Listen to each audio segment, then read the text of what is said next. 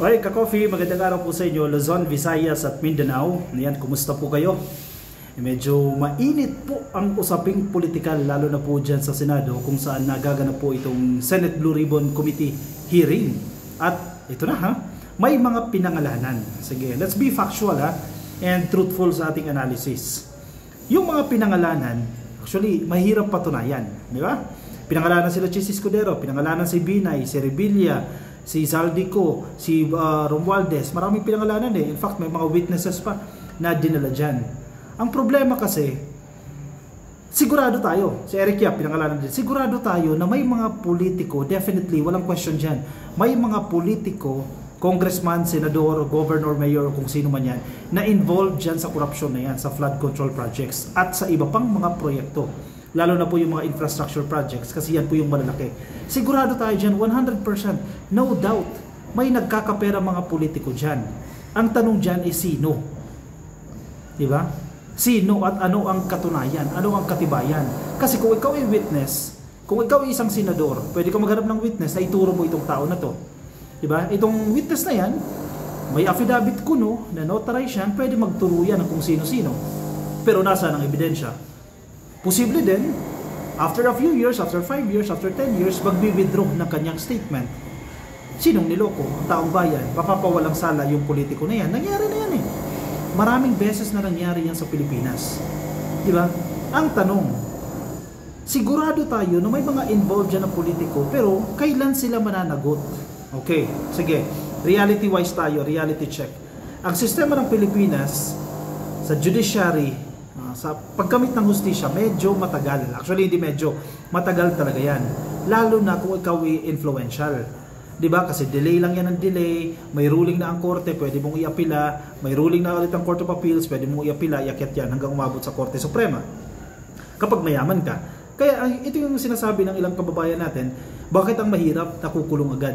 Bakit ang mayaman hindi nakukulong? Unfortunately, yan yung ating reality. Kasi na-exert nila lahat ng resource, lahat ng paraan para malusutan yan. Pero kakarmahin at kakarmahin din yan. Makukulong at makukulong yan. Kung salagang sila ay may kasalanan. Now, may mga pinapangalanan dyan sa Senado. Sige, isa-isahin natin yan. Ang problema kasi sa Senado, sorry for the lack of better term, no? Nagiging katawa-tawa yung hearing. Na parang, ano ba to? Muro-muro, ano ba to? Gantihan, ano ba to? Magdadala ng witness para ituro si isang politician dahil galit yung isang politician, etc. So parang hanggang kailan mangyayari yan? Sana, ako ito, akin lang ha, ewan ko sa inyo kung still naniniwala kayo dyan sa hearing ng Senado, no? Pero siguro may mga nadi-develop tayo, may mga pangalan, kumbaga mga tips o links, no, na di-discover, pero hindi ibig sabihin na yun ang totoo.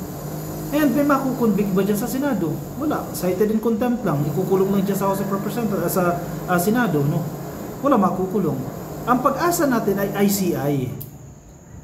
Itong Independent Commission for Infrastructures, yan yung ating pag-asa. Yan yung ginawa ng ating presidente. Walang politikong involved dyan except yung advisor na si Magalong. Diba?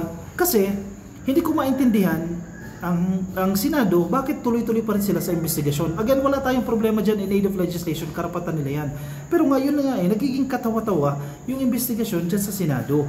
Sana, tularan nila itong ginawa ng House of Representatives, yung ginawa ni Speaker Bogie D, na i-turn over na kung ano man yung findings nila sa mga initial investigations nila, i-turn over na yan sa ICI. And let them continue. Ganon din yung atin, di ba? Ang Senado, though nag-express sila ng intent, parang last 2 hearings na lang ata yan, itigil na nila yung investigasyon na yan kasi grandstanding ang nangyayari, siraan. Di ba? Wala naman na amin ng politiko eh. Kahit nagsabi yung witness, tinuro si Eric Yap, tinuro si Chis Escudero, si Binay, si Revilla, si Romualdez, si Zaldico, wala naman na amin sa mga yan. And after the hearing, sige, sikat for a while, nasa balita, headline sa balita for a while, after 1 week, wala na, nakalimutan na naman. Anong nangyari? Nakasuhan? Wala, di ba? In fairness, siguro, let's look at the silver lining ng mga sitwasyon. Mas napapabilis yung aksyon ng DOJ. In fairness sa DOJ, napakabilis kumilos, no? agad-agad na ina-assess nila itong mga affidavit para makapag-issue agad yan ng freeze order o makapag-request agad ng freeze order sa assets ng mga politiko. Siguro, ganyan na lang siguro. Ganyan natin tingnan. Pero as a whole, parang dapat itigil na ng Senado yan at ipaubaya na yan sa ICI. Total may ginawa na po ang ating presidente na mag-imbestiga dyan. Itong Independent Commission for Infrastructures. Kasi nagiging drama. Unfortunately, nagiging drama. Sabi ni Escudero, kasi pinangalanan siya dyan si Chis Escudero. Though si Escudero, totoo naman talaga na nakatanggap yan ng donasyon, campaign donation o campaign funds mula sa kontraktor. Verified po yan ng COMELEC. Hindi yan fake news, hindi yan sinabi ng isang witness sa investigasyon ng Circular Ribbon Committee, hindi. Talagang verified po ng COMELEC yan. Nakatanggap po yan ng, ng campaign funds noong eleksyon. So, unfortunately, na-mention na naman siya, teka, urong ko lang masyadong maliwanag Unfortunately, na-mention na naman siya dyan. At nakatanggap ito ng kickback. O syempre, di Escudero yan, hindi totoo yan. Wala akong natatanggap dyan. Tulad ng sinasabi ko sa inyo, walang aamin na politiko. Kahit sino pa yung witness na ituro na congressman o na mayor, walang aamin dyan. At ang problema din dito, walang mga ebidensya sa mga lagay-lagay na yan sa kickback. Kasi alam naman magbigay ko, sige bigyan kita 100 million pero permahan mo ito. Katunayan na natanggap mo yung 100 million. Walang politiko na papayag dyan. Siyempre isasalba nila yung kanilang sarili dyan. Yun ang sitwasyon dyan Mahirap magpatunay. Pero meron at merong chance pa rin na makulong. Ang sinasabi nga dyan ni Attorney Fortune, yung circumstantial evidence. Kapag marami nang nagsasabi na nagli-lead into pointing that person na siya ang involved dyan, siya ang tumatanggap dyan, imposible siyang makulong dyan.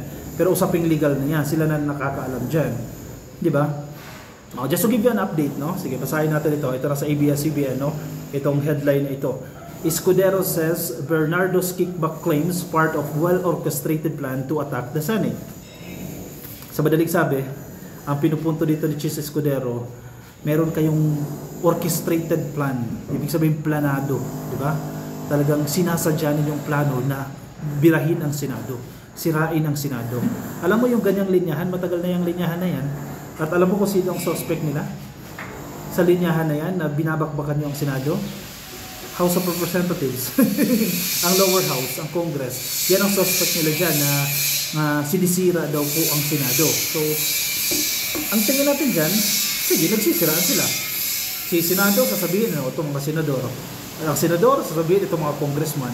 Diba, nagtuturuan sila. Though, sa totoo lang, parehas silang involved dyan. Parehas siyang mga sangkot. Hindi pwedeng walang senador na involved dyan. Hindi pwedeng walang congressman, that is impossible na walang congressman na involved dyan. Lahat yan involved. Lahat yan may budget insertion. Ilan-ilan lang ang matino dyan, sa totoo lang. Ilan na lang ang politiko. O hindi ko alam kung meron pa. Matinong politiko. Karamihan dyan involved sa corruption. Unfortunately, yan po yung sitwasyon, yan po yung reality ng politics dito sa Pilipinas. Kaya kawaway mga Pilipino din Senator Francis Escudero on Thursday said former DPWH USEC Roberto Bernardo's allegation that he and the other senators accepted kickbacks for infrastructure projects was part of a well-orchestrated plan to attack the Senate and its members. Naniniwala kayo kay Escudero? Do you agree? Ito po ay isang orchestrated plan. Ito po isang malaking plano para sirain ang Senado at sirain ang mga miyembro nito. Do you agree? Ako hindi.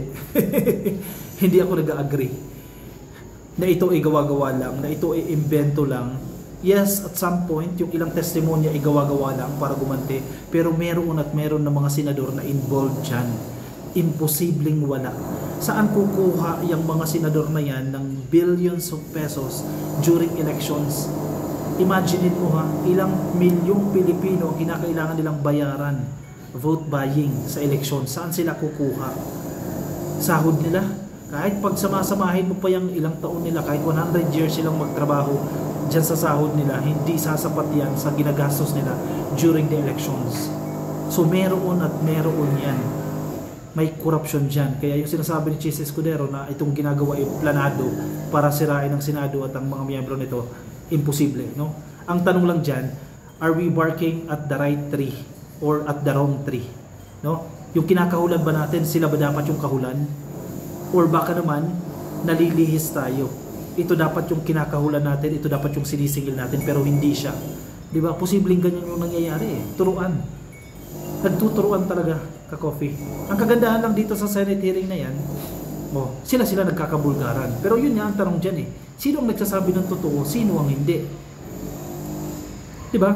Ang pag-asa natin dyan, ICI. Alam mo kung bakit?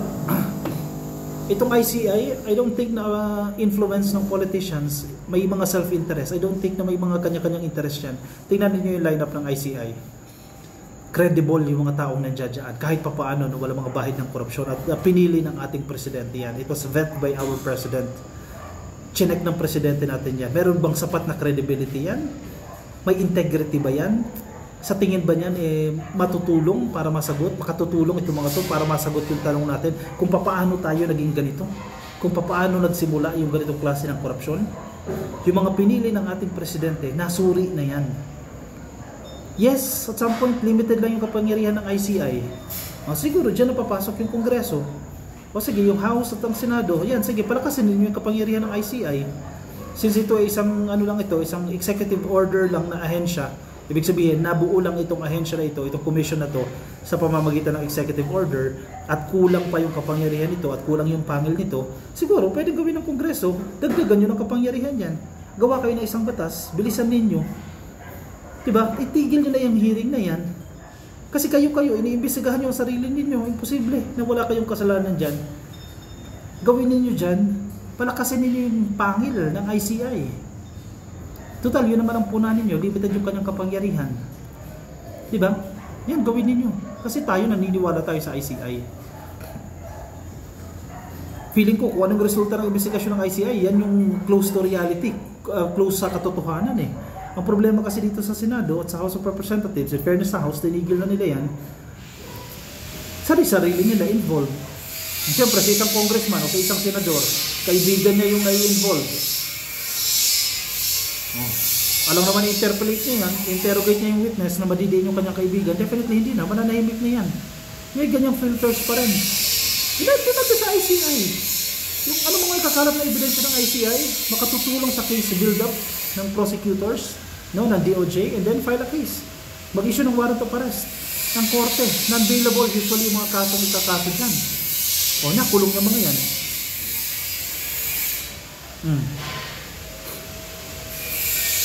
Bernardo earlier in the day claimed he delivered the payoff meant for Escudero to the senator's campaign donor, Maynard Ngu.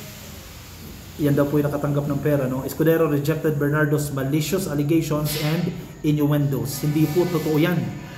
Malisyoso yan. Katang-isip lang yan. Gawa-gawa lang yan ni Yusek Bernardo na nagbigay siya ng pera kay Maynard Ngu.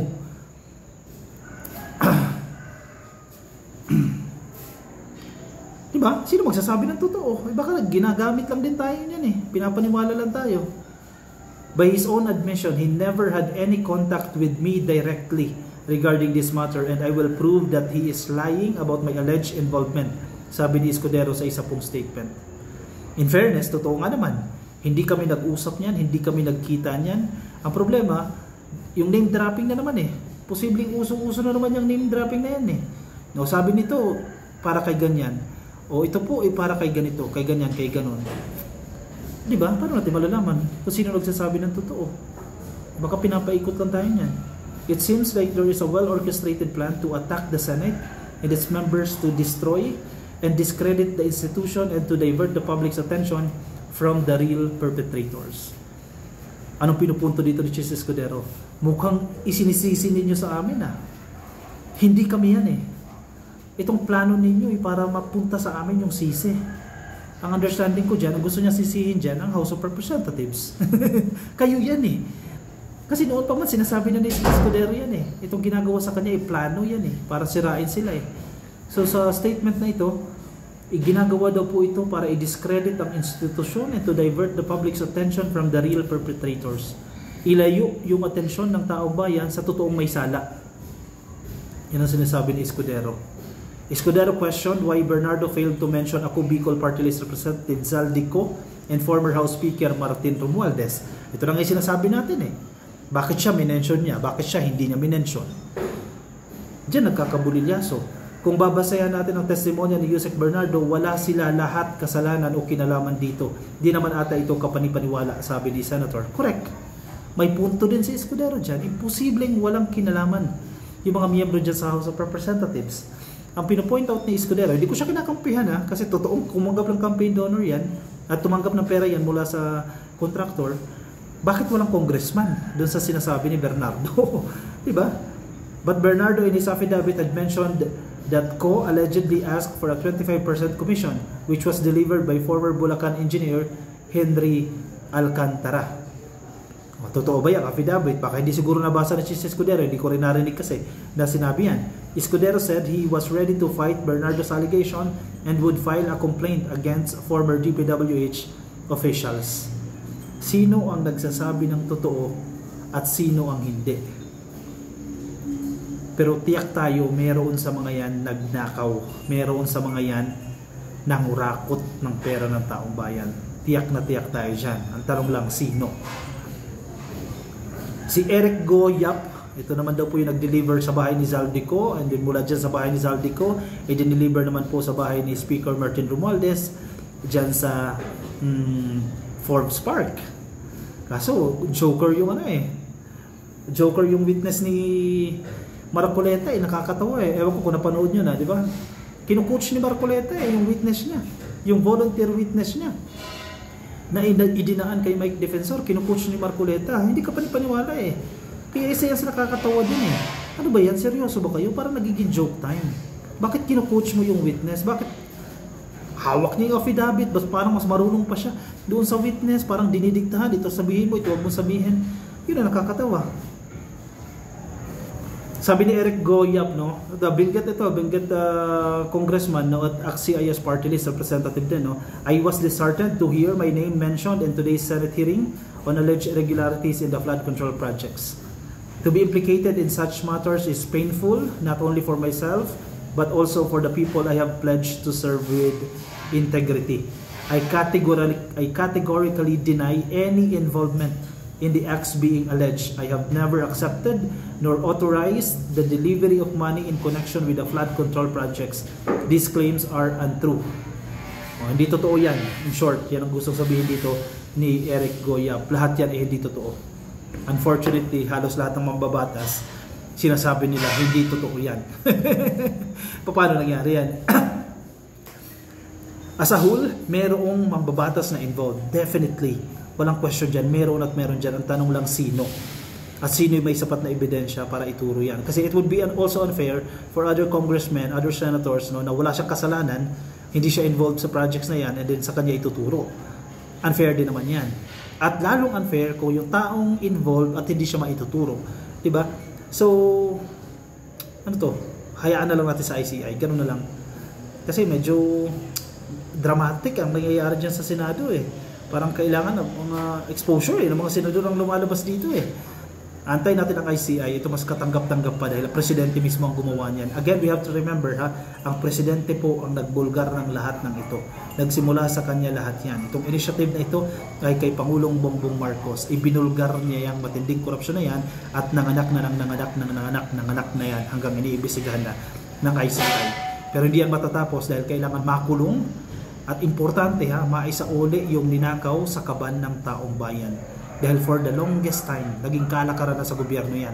Ninanakaw ang pera ng taong bayan, kaya mahirap pa rin yung marami sa ating mga kababayan at dapat nilang panagutan yan at dapat nilang pagdusahan yan. O siya, sige, i-komento po ang inyong opinion, reaksyon sa comment section para mabasa po ng iba natin mga ka-coffee. Yung mga nasa Facebook, please like and follow, YouTube subscribe, TikTok subscribe na rin po kayo at magkita-kita tayo sa coffee sa ating susunod na episodes. Maraming salamat po. Bye-bye.